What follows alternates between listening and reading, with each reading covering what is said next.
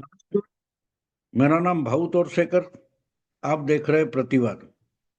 दोस्तों, हमारे महाराष्ट्र में एक चर्चा बड़े जोरों शोरों से चल रही है। शरद पवार महाराष्ट्र के सबसे पुराने और बुजुर्ग नेता है। उनके भतीजे महाराष्ट्र में उप मुख्यमंत्री है। उन चाचा से अलग होकर उन्होंने चाचा की पार्टी तोड़ी है। तो चाचा और भतीजा एक दूसरे के खिलाफ लड़े थे, लेकिन अब एक चर्चा ऐसी है कि शायद चाचा और भतीजा एक साथ हो जाएंगे। और अगर एक साथ हो जाएंगे तो दोनों मिलकर एक बड़ी पॉलिटिकल स्ट्रेंथ, ताकत बन जाती है। ये चर्चा है। ऐसा होगा कि नहीं, इतिहास जो समझता है उसके उसको पता है कि चाचा भतीजा इकट्ठा होने से भी कोई बड़ा फर्क पड़ने वाला नहीं है। क्योंकि 40-45 साल की अपनी स्वतंत्र राजनीति में शरद पवार कभी भी 50-60 से ज्यादा एमएलए महाराष्ट्र में चुनकर नहीं ला सके जब वो पूरी फॉर्म में थे। 77 में, 40-50 साल पहले, 78 में, 80 में, या फिर 99 के बाद पिछले 25 साल में शरद पवार का करिश्मा है। शरद पवार एक बड़े बुजुर्ग और अनुभवी नेता है और इसलिए वो कोई भी चमत्कार कर सकते हैं। ये बोलने की हमारे मराठी मीडिया में एक फैशन है। और इसी से एक नया शब्द निकला है कि पवार ब्रांड।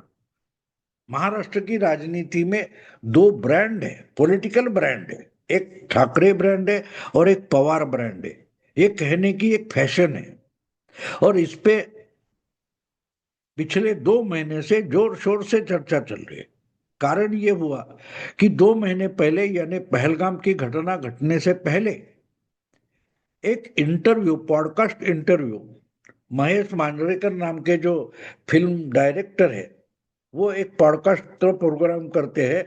उसमें उन्होंने महाराष्ट्र नवनिर्माण सेना के नेता और उद्धव ठाकरे के चचेरे भाई राज ठाकरे का इंटरव्यू किया था। और उस इंटरव्यू में उन्होंने जाते जाते एक सवाल पूछ लिया कि भाई, क्या दो चचेरे भाई यानी दो ठाकरे इकट्ठा हो सकते हैं, एकत्र होकर क्या राजनीति कर सकते हैं?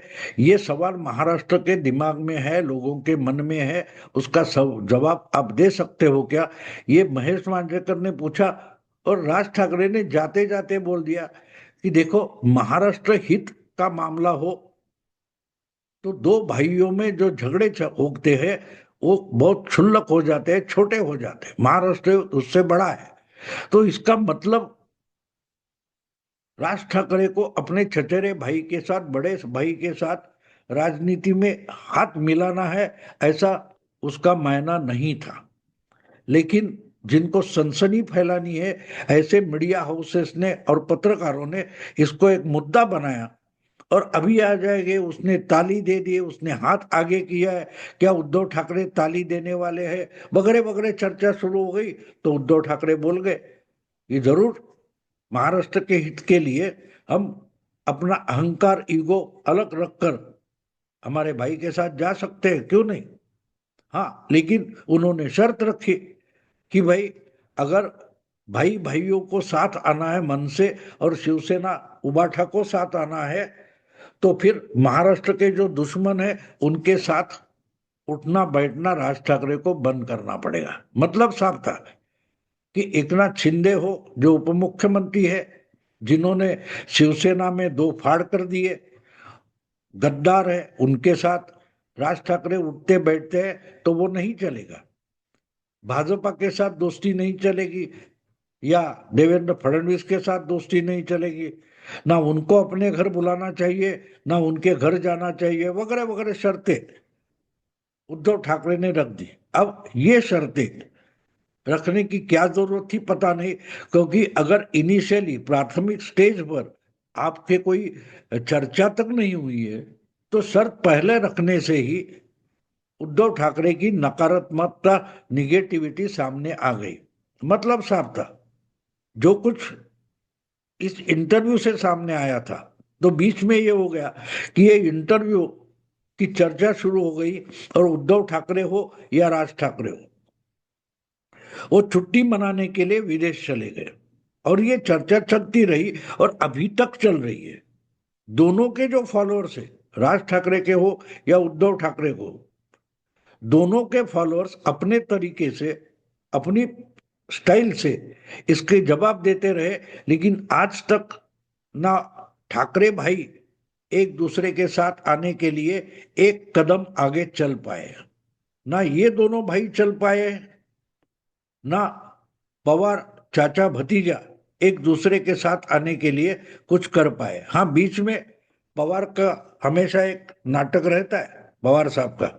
उन्होंने एक नाटक कर दिया था, किसी ने पूछ लिया कि क्या आप भतीजे के साथ जा सकते हैं, तो उन्होंने एक गुगली डाल दी। अर्थात पवार साहब जो डालते उसको गुगनी बोलना, ये भी महाराष्ट्र की एक फैशन है। महाराष्ट्र की एनालिसिस जो चलती है उसमें एक फैशन है कि शरद पवार कुछ भी करे तो उसको गुगली बोलना जरूरी होता है। तो पवार साहब ने गुगली डाल दी कि भाई अब ये सब मैं नहीं करूंगा, मेरी बेटी सुप्रिया इस पर जो कुछ निर्णय करना है करेगी। क्या उसको सत्ता में बैठना है या विपक्ष की बेंच पर बैठकर संघर्ष की राजनीति करनी है, ये सुप्रिया को तय करना पड़ेगा। उस निर्णय प्रक्रिया में मैं यानी शरद पवार नहीं है, ये उन्होंने कहा था। तो फिर उसने तूल पकड़ा और चाचा भतीजा साथ आने की चर्चा शुरू हो गई। अब दूसरी बात यह कि शरद पवार के पास सिर्फ 10 एमएलए विधानसभा में है, उसकी अजीत दादा को या देवेंद्र फडणवीस की सरकार को, महायुति की सरकार को बिल्कुल जरूरत नहीं है। हाँ, लेकिन एक बात है कि लोकसभा में उनके गुट के 8 एमपी है लोकसभा के, और पिछले 2 लोकसभा चुनाव में बहुमत से चलने वाली जो मोदी सरकार थी, उसको 2024 के चुनाव में अपना बहुमत गंवाना पड़ा, और इसलिए उनका जो आंकड़ा 240 पर अटका हुआ है, तो उस पर एक टंगी हुई तलवार हमेशा बोली जाती है कि कब नीतीश निकल जाएंगे, कब चंद्रबाबू नायडू निकल जाएंगे तो मोदी की सरकार गिर सकती है, इसकी चर्चा हमेशा चलती है। तो इसलिए महाराष्ट्र मराठी मीडिया ने एक नया नैरेटिव खड़ा कर दिया कि मोदी को शरद पवार के 8 एमपी की जरूरत है, और अगर 8 एमपी मोदी के साथ चले जाते हैं तो उनके बहुमत की जो आंकड़ा है वो स्ट्रांग हो जाता है, और वो आंकड़ा स्ट्रांग होते होते शरद पवार की बेटी को मिनिस्टर बनाया जा सकता है।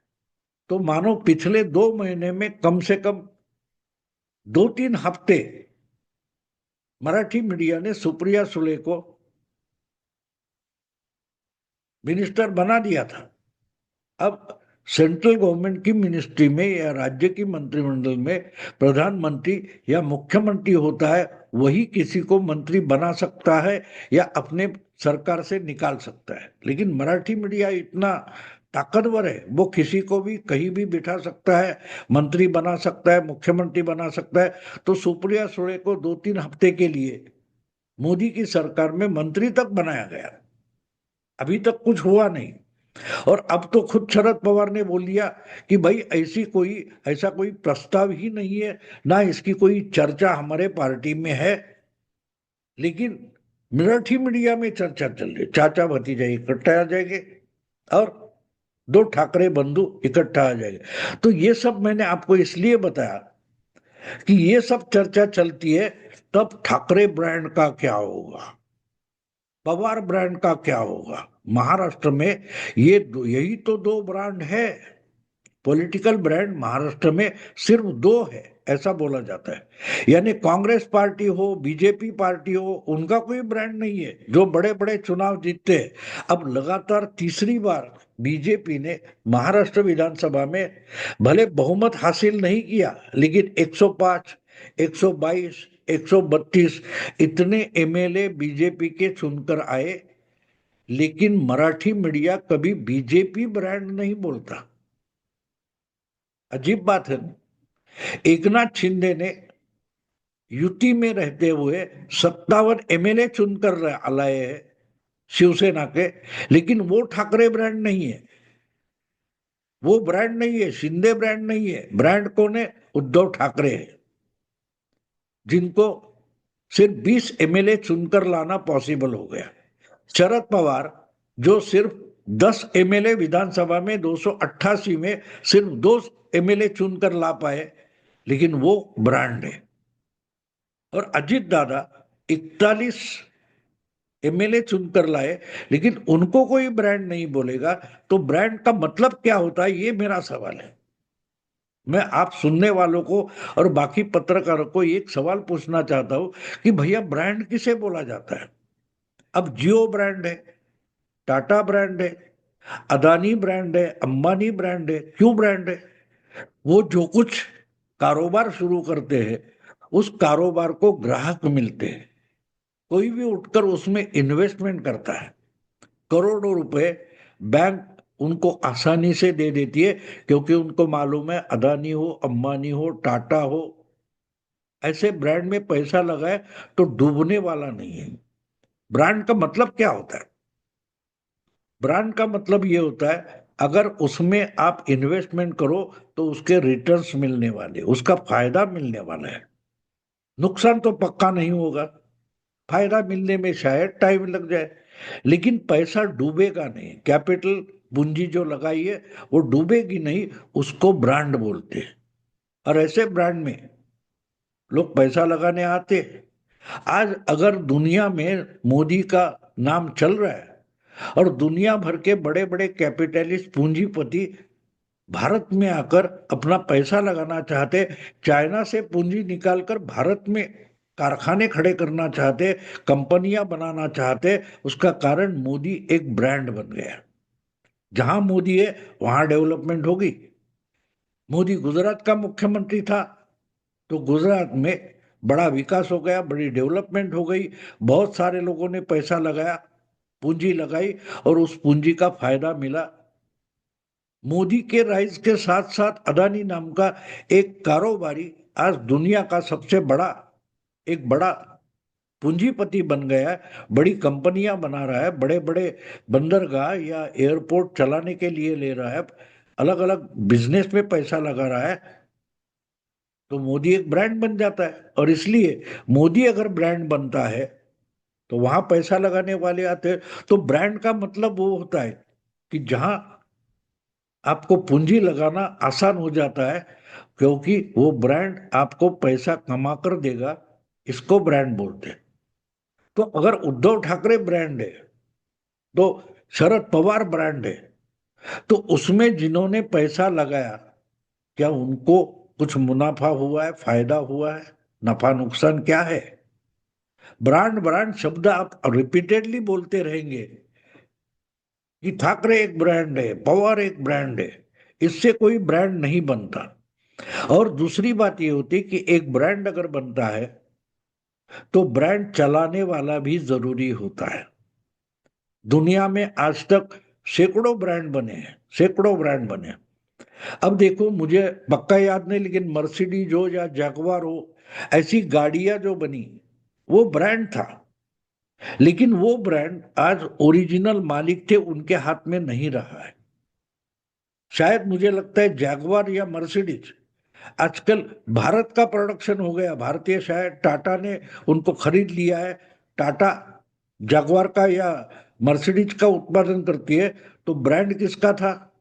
भारतीय तो था नहीं, ना टाटा का था। लेकिन ये यूरोप की कंपनी टाटा ने एक्वायर की और नाम जगुआर ही है, लेकिन ब्रांड किसके मालिक, मालिक कौन है? तो टाटा है। तो ठाकरे या पवार ब्रांड हो तो ये जरूरी नहीं है कि उनके बेटे बच्चे ही उसको चला पाए। ब्रांड तब जिंदा रहता है जब उस पर ग्राहक का भरोसा होता है, विश्वास होता है, ट्रस्ट होता है। और जब ट्रस्ट खत्म हो जाता है तो ब्रांड अपने आप खत्म हो जाता है। एक समय था, 30-40 साल पीछे आप चले जाए तो फिलिप्स नाम का एक इलेक्ट्रॉनिक्स ब्रांड था, लेकिन टीवी, वीसीआर वगैरह अलग अलग इलेक्ट्रॉनिक्स के नए नए चीजें आ गई, सामान आ गया, उसमें फिलिप्स ब्रांड पीछे पड़ गया, और सैमसंग हो या और बहुत सारे ब्रांड आगे चले आए, फिलिप्स पीछे चला गया। तो जिसका विश्वास जिस ब्रांड का होता है, आम जनता पर जो जादू चलाता है, ऐसा अगर ब्रांड हो तो उसको ब्रांड बोला जाता है। और वो जरूरी नहीं है कि एक ही मालिक के पास रहे। बड़ी बड़ी कंपनियां एक मालिक के हाथ से दूसरे के पास चली जाती है। जेट नाम की एक हवाई प्रवास करने वाली कंपनी थी, कहाँ है आज वो? डूब गई। किंग फिशर विजय मल्ला का ब्रांड था, क्या हो गया उसका? तो ब्रांड ब्रांड बोलकर आप आम जनता को उल्लू नहीं बना सकते। बाला साहब ठाकरे ब्रांड थे, क्योंकि उनके नाम पर उनकी पार्टी को कम से कम आधे से ज्यादा वोट मिलते थे। नेता कार्यकर्ता उम्मीदवार से ज्यादा बाला साहब पर लोगों का भरोसा था। क्या वो भरोसा आज उद्धव ठाकरे के पास बचा है? उद्धव ठाकरे की पूंजी क्या है? ग्राहक का भरोसा ये किसी भी ब्रांड की सबसे बड़ी पूंजी होती है। उद्धव ठाकरे ने मुख्यमंत्री पद की लालच में वो पूंजी डुबा दी है।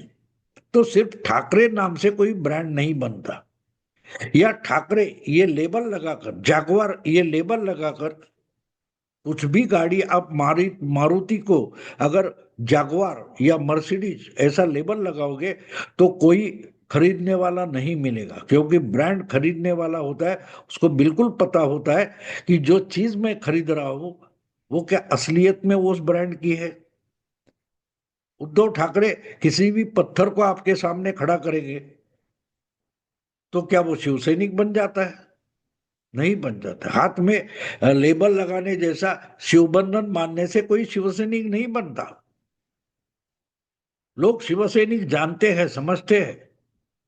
एकनाथ शिंदे को इतना रिस्पांस मिला, प्रतिशत मिला, और अच्छी ताकत से उनके अगर एमएलए वगैरह चुनकर आए और उद्धव से ज्यादा आए, तो उसका कारण समझो कि एकनाथ शिंदे यही बाला साहब का असली ब्रांड है।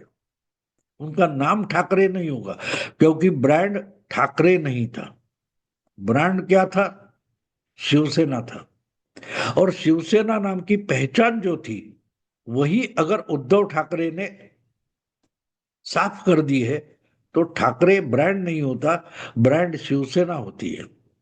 ब्रांड एक थॉट की होती है, एक विचारधारा की होती है। वो विचारधारा अगर उद्धव ठाकरे छोड़ देते, जिस विश्वास से लोग शरद पवार के साथ आते थे, वो विश्वास अगर शरद पवार टिका नहीं पाते तो ब्रांड खत्म हो जाता है, या उस लाइन पर काम करने वाला जो है उसके साथ वो ब्रांड चला जाता है। अनिल अंबानी हो और मुकेश अंबानी हो, दोनों भाई है, दोनों को रिलायंस ब्रांड मिला था, जो उनके पिताजी ने शुरू किया था। लेकिन रिलायंस ब्रांड चलाते मुकेश अंबानी ने अपना खुद का जियो ब्रांड बना दिया। लेकिन क्या अनिल अंबानी, जो उनको रिलायंस ब्रांड मिला था, उस पर सक्सेस हो पाए? नहीं। तो अंबानी ये ब्रांड नहीं होता, रिलायंस ब्रांड होता है, जियो ब्रांड होता है। अनिल अंबानी या मुकेश अंबानी ये ब्रांड नहीं होते, वो ब्रांड चलाने वाले होते। तो उद्धव ठाकरे हो या शरद पवार, सुप्रिया सुळे हो, वो पवार या ठाकरे ब्रांड नहीं होते। उनकी विचारधारा, उनकी राजनीति ब्रांड होती है। और उसकी विश्वासार्हता, उसकी क्रेडिबिलिटी अगर खत्म हो गई है, तो किसी पर उन पर लेबल लगा के उसको ब्रांड बना के आप बेच नहीं सकते। वही सच्चाई है। देखते आगे क्या होता है। मैं अभी यही रुकता हूं। अगर वीडियो पसंद आए तो लाइक कीजिए, शेयर कीजिए, और प्रतिवाद को सब्सक्राइब कीजिए। नमस्कार।